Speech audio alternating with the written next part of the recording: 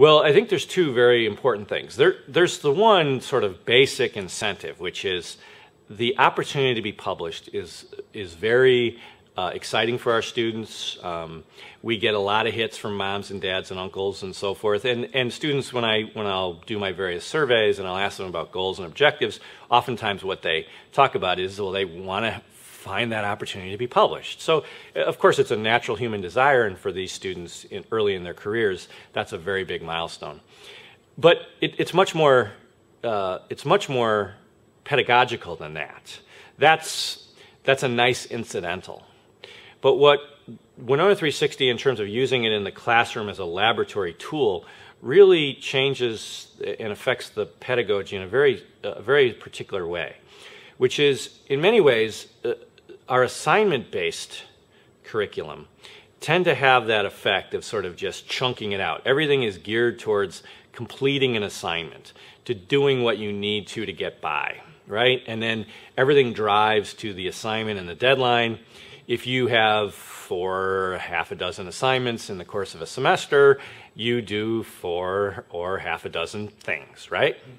Well, what Winona360 is really based on, and the way I use it in the classroom, is I surround that with what I call a practice model, which is that what we're doing in the classroom is we're teaching our students a habit of mind. The procrastinating assignment habit of mind is not a good one.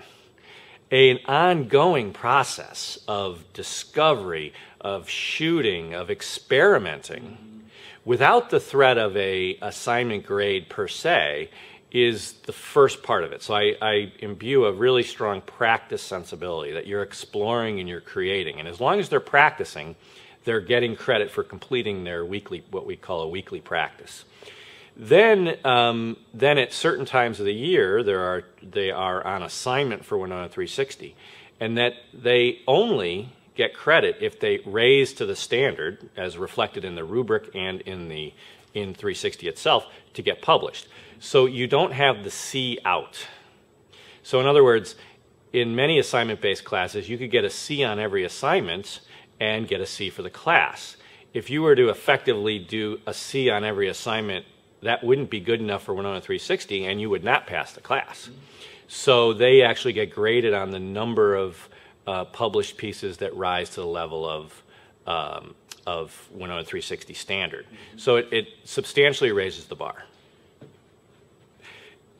It's one thing to say we're going to raise the bar. But if you don't raise the bar with some sort of an underlying supporting structure, all you've done is just throw a lot of students out of the boat. So the first part is setting up this pedagogy of practice, this habit of mind of practice, which is that your work is a constant and ongoing endeavor, that you're constantly exploring your creativity and creative possibility. And so they're doing that on a weekly basis, and they're submitting at least 50 photos a week on a contact sheet that is demonstrating that, that ongoing practice. Given that, and given that foundation, then we raise the bar and say, okay, for your evaluative assignments, you're going to work in a real-world context, in a real-world lab, and you're going to work at the level and the standard of that lab.